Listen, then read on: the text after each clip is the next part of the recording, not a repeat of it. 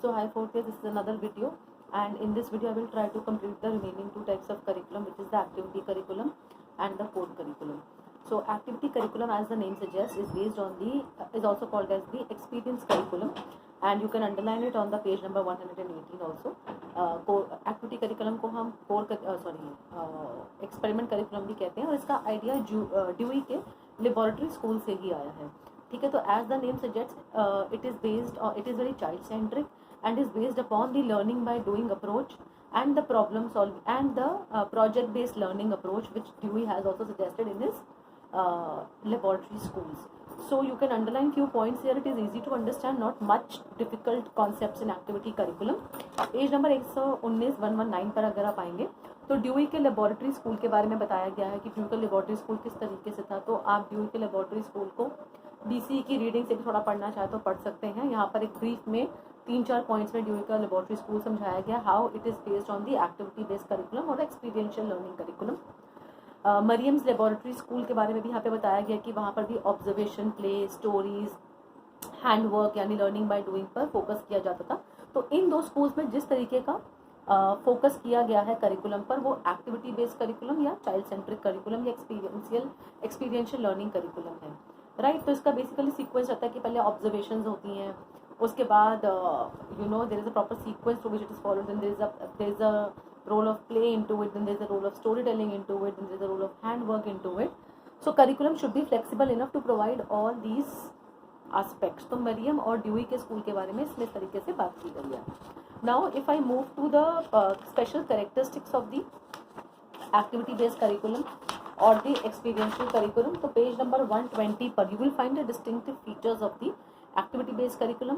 इसमें I don't think much to discuss because they are very simple point. जैसे child's interest will determine what is to be taught. Content क्या होगा, structure क्या होगा, ये सब डिपेंड करेगा कि बच्चे का इंटरेस्ट किस पर है. कॉमन इंटरेस्ट कुछ एरियाज निकाले जाएंगे, कॉमन लर्निंग होगी, क्योंकि ऑब्वियसली हम डाइवर्स इंटरेस्ट को तो केटर नहीं कर सकते. We need to find out the common areas of interest and then we will cater to the need of individual child. Right, preparation ज़रूरी है, बट बहुत स्ट्रिक्ट प्लानिंग इस टाइप के स्ट्रक्चर में नहीं होती है, because it is very child centric. तो depending upon the child the structure will be design. तो हर बार बच्चे जो है वो चेंज होते रहते हैं. There is first batch of children, there is second batch of children, there is third batch of children. तो as the children change, the dynamics change, the structure will change. तो it's a very evolving curriculum, it will not be a fixed curriculum. Preparation भी required है, but बहुत fix नहीं होगी structure में, ये चीज़ ध्यान रखनी है. राइट, तो ये 3-4 इसके फीचर्स बता रखे हैं that we must know.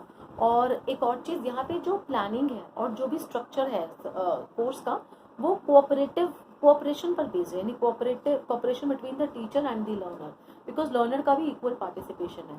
That is why it is based upon the cooperation between the teacher and the learner. तो it is also called as cooperative planning between teacher and learner. Page number 120 पर last line लिखी हुई है, cooperative planning by students and teachers. So you can read that कि why it is necessary for students to be involved in it, because obviously it's an experience based curriculum. ठीक है, इसके साथ इसके कुछ स्पेशल फीचर्स हैं which makes it distinct from the other kind of curriculum. These are कि there is no particular social direction in this type of curriculum. Society में जो हो रहा है उससे ज़्यादा इन्फ्लुएंस नहीं होगा. There is slight ambiguity in that because it is more focused on the child's interest. Right, ये इसका एक फीचर है. प्रॉब्लम सॉल्विंग यहाँ पर डोमिनेंट मेथड रहता है, क्योंकि हम बच्चों को टास्क देते हैं, प्रोजेक्ट देते हैं, हैंडवर्क देते हैं, लर्निंग बाय डूइंग की अप्रोच होती है, तो इसलिए एक प्रॉब्लम सॉल्विंग अप्रोच यहाँ पर हमेशा दिखेगी. एक्स्ट्रा करिकुलर एक्टिविटीज़ नाम की ज़्यादा कोई चीज़ नहीं होती है, क्योंकि एक्टिविटीज़ जो है अपने आप में करिकुलम का हिस्सा होती है. लर्निंग बाय डूइंग अपने आप करिकुलम का हिस्सा होती है, तो कोई आउट ऑफ क्लास एक्टिविटीज़ का ज़्यादा स्कोप नहीं रहता है. स्पेशल नीड्स के बच्चों के लिए स्पेशल सब्जेक्ट्स की भी इसमें एक तरह से what you can say वो दे रखा है, एक what you can call it, there's a provision for the special need children also in this type of curriculum, because we are focusing on the child's interest. If the child is a special child, we will cater to the needs of the child also. ठीक है, and what are the special requirements of this curriculum if you want to implement it in a school? What are the special, we require a special type of training for the teachers first of all. Physical infrastructure of the school ऐसा होना चाहिए, teacher प्यूपिल ratio भी उस तरीके से होनी चाहिए, classroom spaces ऐसी होनी चाहिए कि लर्निंग बाय डूइंग की अप्रोचेज ज़्यादा हो सके. करिकुलम किसी पर्टिकुलर बोर्ड को या किसी पर्टिकुलर ऑर्गेनाइजेशन के अंतर्गत नहीं आ सकता, क्योंकि करिकुलम बहुत डायनेमिक और एवर इवॉल्विंग होगा because of the needs of the children.